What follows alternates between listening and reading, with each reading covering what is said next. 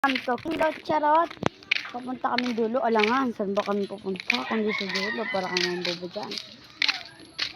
I-update ko na kayo pag nasa dulo na kami. Dahil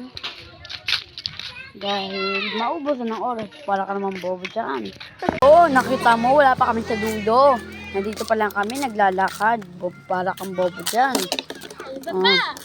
Diyan kami pupunta sa dulo noon. Para ka naman bobo dyan. Update na lang namin kayo.